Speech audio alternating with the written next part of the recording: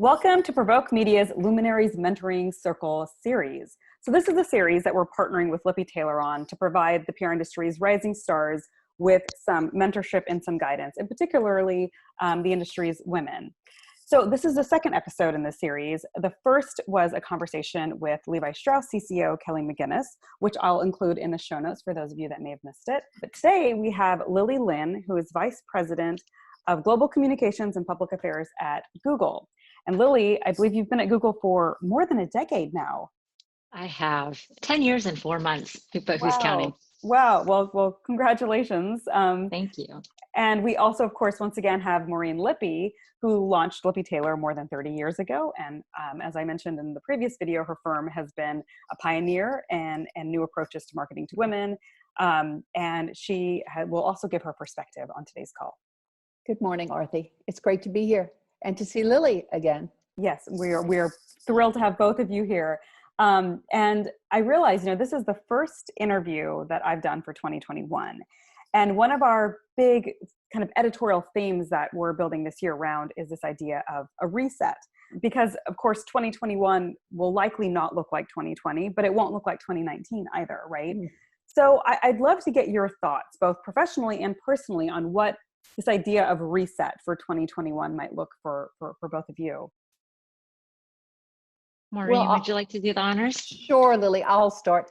Listen, if ever there was a time when we are all thinking about a reset or pivoting into another career, it's right now, post-COVID. I think everyone has had a lot of time to think about the work they're doing, and they're reassessing, is this what I want to do? Do I find joy in my everyday activities? And I think many people are realizing, I want more. I want more out of my work. And I think there are things that you can do to start to examine other careers. And I think if you figure out what it is that you want to do, I think it's very important to start signing up for meetings, going to conferences in those categories, start reading trade publications, get on the websites, find out as much as you can, and also set goals and make those goals very measurable. So you're really, really working towards achieving getting into this new category. Now, it's very hard with HR people. If you don't have experience, they're not even going to look at your resume. So I recommend that you try to go direct to whoever the hiring manager is. And it's even better if you could, even regarding sending a resume, it's probably not going to work. I say just try to get in front of that person. Try to walk in the door if you can, or certainly try to call them. It's all about storytelling, because you are resetting your career with this person who's going to make a decision about whether or not you're right for the company. So be sure to tell a really good story about why you think you would be perfect in this category. I think storytelling, really creating a narrative that's creative and interesting, is certainly a way to go. I'm worried, I'm just worried about resumes. I think they will get lost because the HR director will see, oh, you have no experience in this category, so they're never going to take you to the person who's going to make the decision. I would also consider, if you can, maybe trying an internship. Ask, can I try doing an internship for a couple of months, or a training program? Do anything that you can to try to get into the field that you want. For me, my biggest pivot was going from editorial to the other side of the world, which was starting in public relations. And it was a major pivot. I don't know whether I went to the bright side or I left the dark side, I'm not sure. But I'm used to the pivot, and it's something that we should all be considering and not afraid to do. So that's my 2 cents. One point that, on the internship is, people think of that as being sort of, more junior in your career. But I will say that I've seen more and more folks in senior levels of their career taking, they don't call it, an internship, right? But they'll take a garden, what is it called? Like a garden leave or something. And during that time, there's a reassessing and a retooling of their skill set, and they reemerge in a completely different style of function, right? So that I like that, because it's not internship. The idea of an internship is not just for people that are junior in starting. Their career. Yeah, right. Lily, but you get in. That's the important thing. Lily, would love to get your perspective on kind of what 2021, what this idea of kind of resetting this year means for you professionally and personally. Yeah. Yeah, I think I'll start with the personal aspect, which kind of bleeds into professional. When I think of this year, I mean, look, when I look back at 2020, I hate to overuse the word unprecedented. I think it was an incredibly tough year where we've had to deal with a lot coming at us in our personal and professional lives. And so I think personally for me, it was a lot of almost survival mode in a lot of ways as a working mom of two young kids. It was working from home, but it also felt like living at work, right? As we all retreated to this work from home posture, homeschooling, sheltering in place. And, I do think it was very challenging. And so when I think about reset, it's not a hard reset for 2021. I do think that we'll see, at least for the first half of this year, a little bit more of the same as the vaccine rolls out. We're still working remote. But I do think I'm feeling rejuvenated because I approaching this year knowing now more what to expect, and I want to live life and approach, professional and personal life with more intention. We've kind of mastered our work from home environments. I do think that there is a lot of silver linings that we're embracing in terms of, just even drilling down on working remote. It's this democratization of kind of work, and no matter where you are, we're all grid. We're all one grid on the screen, and I've learned better personally and professionally how to draw boundaries. In the beginning, it was really blurry, like working and then working well into the night, and just uh, being always online. But now I do think that I'm being more deliberate and intentional with my schedule, and shutting down at certain times in the evening, and family time is family time, and being very protective of that. So I just feel like I'm approaching the year with a lot more intention and feeling a lot more prepared to deal with what comes our way. Yeah, I think Great. I think that was a very good point about, I mean, we're not out of the woods by any stretch. But I think the difference is, like you said, Lily, we have a better idea. We know what to expect in 2021 a little bit better than we did in 2020 when we were hit in March with, I mean, many people were blindsided by what happened. And I like the intentionality. I think that's a really good way to put it.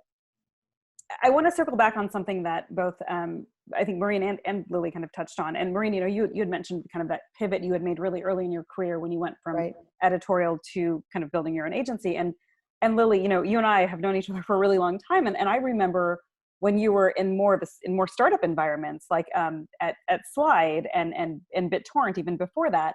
I'd love to get your perspective on, how you had to shift your career when you went from being in a startup environment to being at a more established company. Because I think, to Maureen's point, as people start to reevaluate careers, people are going to find themselves in new work environments throughout this year. So I'd love to get both of your perspectives on what's the best way to ease into that changing of environments, especially when it's quite dramatic.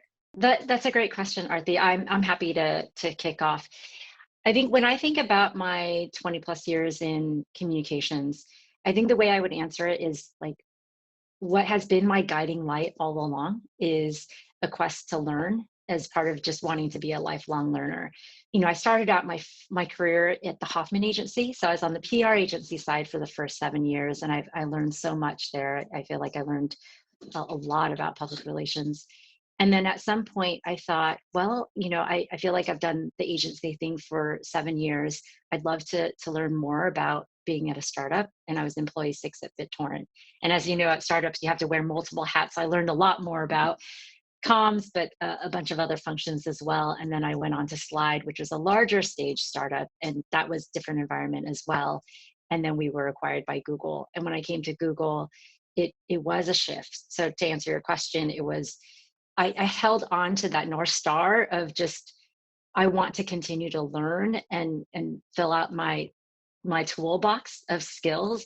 And so I sought opportunities for doing different things. And that has led me in my 10-year journey here at Google. And I've had a chance to work on many different products at different stages of their life cycles, and with different size teams, and in different topic areas.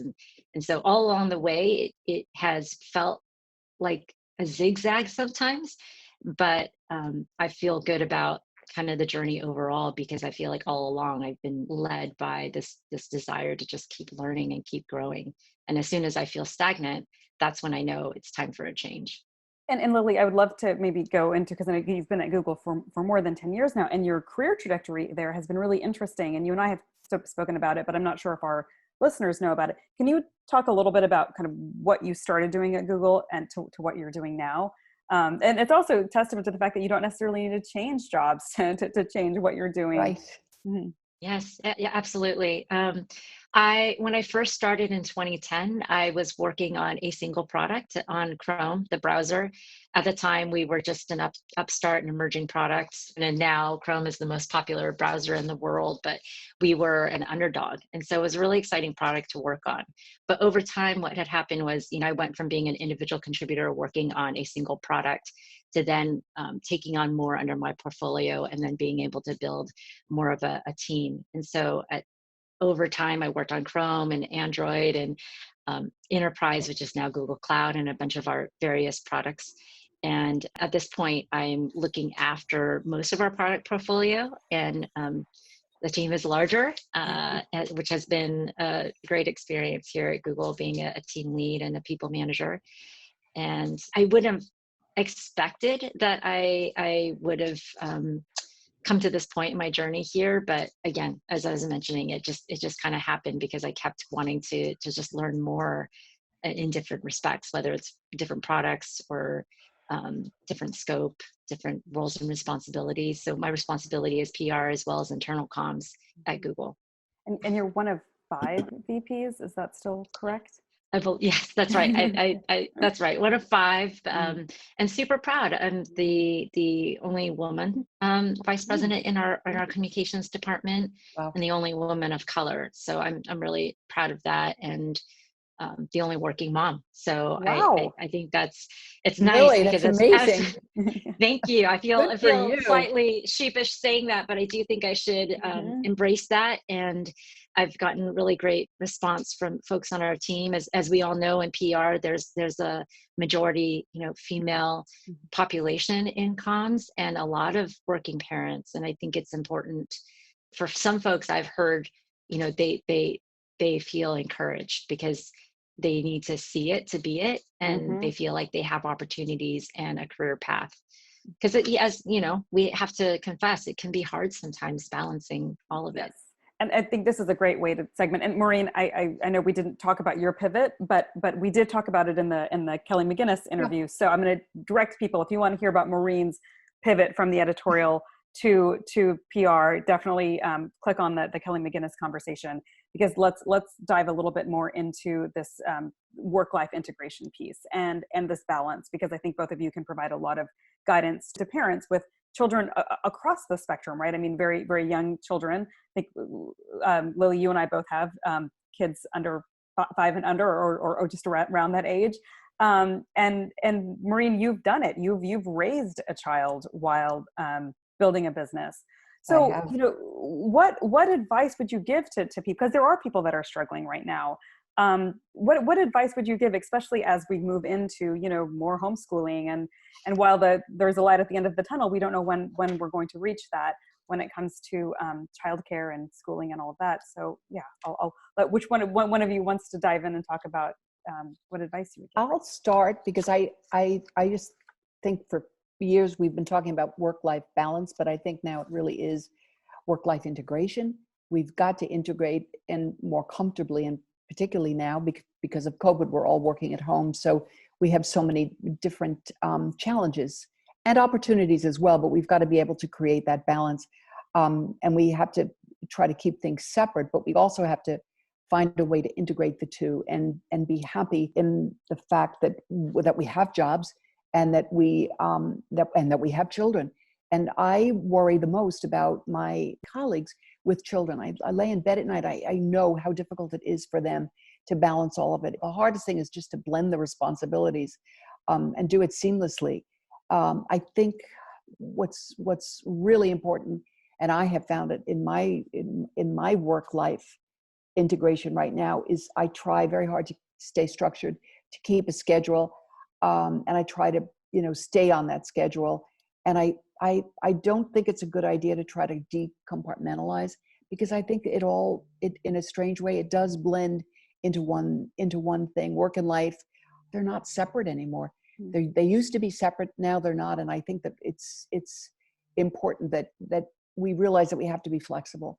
And that goes for ourselves and the entire family. And I think you've got to wake up feeling grateful and wake up feeling good about your work and good about it every day. You have to have passion, you have to have purpose. And if you don't have that, then you have to think about pivoting, which we talked about earlier. Maybe you need a reset. So from my perspective, I think you have to adjust your expectations. It's very difficult right now. We will all get through it. We'll all get through it together. At Lippe Taylor, we take care of ourselves, but we really take care of each other. And we're always checking in. I mean, just yesterday with what happened, we all checked in as a company on each other just to make sure that everybody was okay. So that's how I would recommend we start to cope. Really think of it as integration, and that the two lives intersect. And we have to find that balance, but we have to be grateful in this day and age that we have work, and again, that we have a family. So that's my perspective. Yeah, I think for me, I agree with all of that. I do think that there is no separation, Right. but I do think that work-life balance. The word balance doesn't resonate with me as much. I know that's used a lot, but I think balance means different things to different people. The one thing that sticks with me is just boundaries. Once I became a working parent, and I would say even for folks who are not parents, I think it's important that we draw clear boundaries and are unapologetic about it. I think before I used to let work and bleed into all aspects of my evenings and weekends, and just all the time, and always on was this badge of honor. And I realized that that's not where I work best.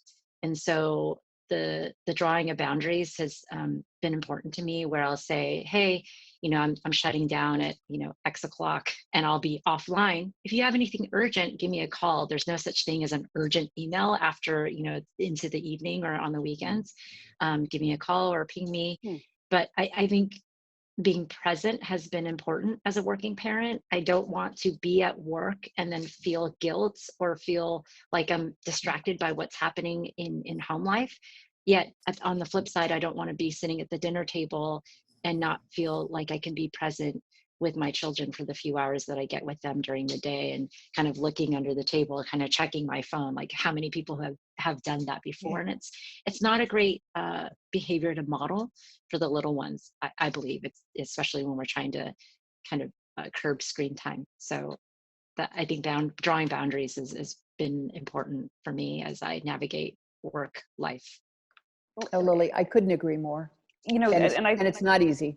And I think you gave a really good sort of tangible takeaway for folks listening, that, if it's after hours, requesting a call instead of an email, and that makes people pause and reconsider, do I want to be calling Lily or, whoever at 7:30 at night? Or is this something that can wait till the morning? And I think that's a really, really sound piece of advice. And is that something that you would recommend, especially because, this is client service, right? Yes. And you worked agency side. Do you think that is something that can realistically be implemented, like with clients? Say, if it's after hours, do we, call us, because otherwise, everyone, they're shooting those emails off at 9 p.m. and I think it's challenging, but I do think there's beauty in being transparent. It's not to say that I'm not here and I'm not accessible, but after maybe 7 p.m. or whatever your time is, as a lot of working parents know, there's this crush in the evening where it's bath time, dinner time, Yes. bedtime routine, and you're just like, this onslaught, tactically speaking, to prevent from me feeling like I have to constantly check email. That is what I'm really transparent about with my internal clients, as well as, or if you're on the agency side, it's external clients, but also my teammates, to say, like, I am here and I am available, but from these hours on, best to pick up the phone and just give me a ring, because I will not be refreshing constantly at this time. But after they go to sleep, I'll be back online if you need me, and not a problem. I think transparency is important. And I do feel like in the past, there were more norms where, some people had to leave early to do kid pickup when we were back in the office, if you remember those days. And I'd seen women, and I know it's a parent thing, but I had seen women leave their jacket on their chair and then quietly sneak out. And I was like, why do you need to do that? We should really be unapologetic about the obligations that we have as working parents and say, hey, I'm leaving. I know it's 5. I need to go do kid pickup, but please call me. I'll be on the road during this time, available via cell phone, etc. I think it's a little more difficult when you're on the agency side. You're in the Sure. service business. You are going particularly through a time when companies are having a very difficult time, and they want their team to be available to them at any time. And particularly if they have a crisis, they want you there at any hour. We work with a lot of clients overseas, and we work with clients in California. So there's different time schedules. So it's complex. It's not easy. But I agree with Lily. You have to set boundaries, internal boundaries. I can't set boundaries with clients, but I can have my own. And certainly my colleagues, we all know that we have to respect each other. Certainly parents who are during that, that special time, like between 6 and like 7:30 when babies are being put to bed. But as Lily said, after that, most families are back online. So it's difficult. We just cannot tell a client that I'm sorry, I'm putting the baby to bed at that time. It's more difficult. So we just have to be careful and try to make it seamless. Even when we're doing those chores, we've got the phone somewhere nearby. But I respect what Lily's saying about boundaries and how important it is. But it's just a little more difficult, I think, when you're on the agency side. And I think that is why we do see a lot of, we do see attrition on the agency side after a certain burnout. level. A lot of burnout. I have conversations with people all the time that are client side, and they'll ask me, oh, who's hiring? What's an interesting place to go? And if I mention an agency, I get this reflex of, no, I'm not. In fact, one person told me, he said, agency is a young person's game. I'm not doing that again. And, and I think that's something to think about. It's like, should the agency model, how should that change? And again, that's not the context of this call, but it's conversations that I have with agency leaders and with folks on the brand side about sort of what needs to change on the agency side. It's a constant dilemma.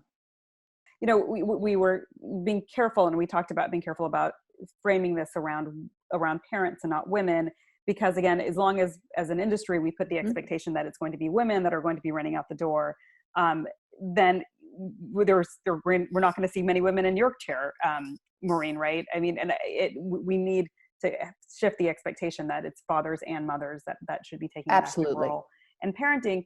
And that leads me to sort of a DE&I conversation. And Lily, you had mentioned you were, the only woman of color on the leadership team, on the communications leadership team.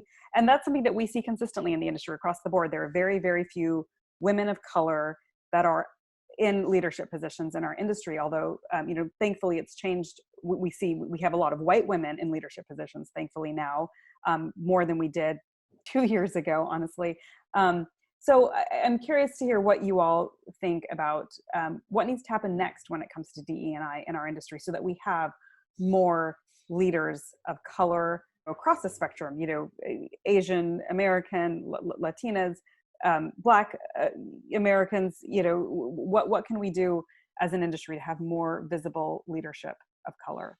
Things are changing, Aarti, and you've mentioned that. And I think they are changing for the better.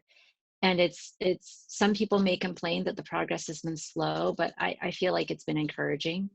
And the more representation that we have, I think part of it is for, in folks like, just say Maureen, in your position, or as I've had a chance to grow in my career, there is an awareness, and there is a commitment to lift others up as well. And part of being an ally, no matter what your background is, or in this case being, female, is looking out for others, mentoring, helping to open up and elevate other people's voices, helping to provide opportunities and provide visibility.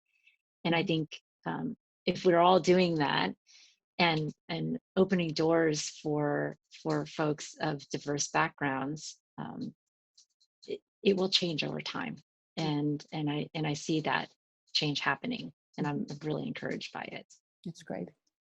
I think to dismantle structural racism, in an organization, it starts with the culture, and you really have to, I think also what we have found, it's very, very important that top leadership from the CEO down is very important, that everybody be involved and that everybody be aligned. I also think it's really important that you get complete feedback and incentivize middle managers, because your middle managers are the ones that make an initiative either work or not work. I think listening is so important. You have to listen to your staff, particularly people of color, and make sure that things are working for them, that they feel like this is a company that they want to continue to work for. I also think that when you're in the mix with the CEO and HR and your diversity team, it's important to also have a data analyst there. Data is so important. I think data is really going to set us all straight and help us realize exactly, what we need to do. And I think, just evidence-based bias in interpreters are really important, because so much of it is unconscious, and it's the number one priority for Lippe Taylor right now. This has to become a daily initiative, and the entire agency or the entire organization has to buy in. And I think also that there have to be business metrics involved in this initiative. It has to relate to how we do our business and our success metrics in business. It all has to be intertwined. It's complex, it's not comfortable, but it's something that we all are committed to, and we have to be committed to it. It's extremely, extremely important. We're all talking to each other in the industry, and we're all, exploring different ideas. And obviously we're trying to connect with the right universities, Black universities, and trying to make sure that we go into those universities and talk about our industry, so that we make sure that more people of color, male, female, are interested in public relations. Because what we found is, many of them were not studying it. So I think it's incumbent upon us as PR leaders to go into these universities and actually talk about the beauty, the advantages, what we do for a living, and why it can be such a successful career. I think that's really important and incumbent on all of us to do. And then with those universities, use them to find talent and create close working relationships with their departments, and so that we find the best and the brightest to get involved in our companies. But I think educating about our industry is really important. Yeah. Circling back to something Lily said at the beginning of this conversation was, if you can't see it, it's hard to be it. And I think that's why it's so important for women, Maureen like yourself and Lily like yourself, to be visible and to show that there are pathways to leadership. And that's one of the things I think the industry had struggled with for a long time was, you saw 70% women on the sort of working ranks, but then you looked up at the managements and the CCOs and the CEOs of the bigger agencies, and it was all men. It was all white men for the most part. And thankfully, that's something that we are seeing tremendous progress on. Really, I've been following this for a decade, and in the last few years, so much progress has been made on that front. So thank you both for actually, helping with this by being visible and present and available today. I'm looking at my notes, and there are so many things we didn't even get to touch on. But I know we do need to wrap up. So I want to thank both Lily and Maureen, and we'll close on, do you have any closing thoughts? Since there wasn't anything that, there was a lot that we didn't get to touch on, we'll do this Twitter style, like lightning style. If you want to give me a couple of sentences on kind of any closing thoughts on what advice you would give to folks going into 2021. I'm happy to start. I think that some practical advice as I reflect back, again, I think it has been helpful for me to have a guiding light and a North Star. In this case, it was, where can I learn? How can I make impact? And in many cases, what scares me, if it's something scared me, an opportunity scared me, I knew it was probably the right thing. The last thing I'll leave folks with, and this seems very simple, is as you navigate through your career, whether it's with clients or managers, teammates, bosses, be kind.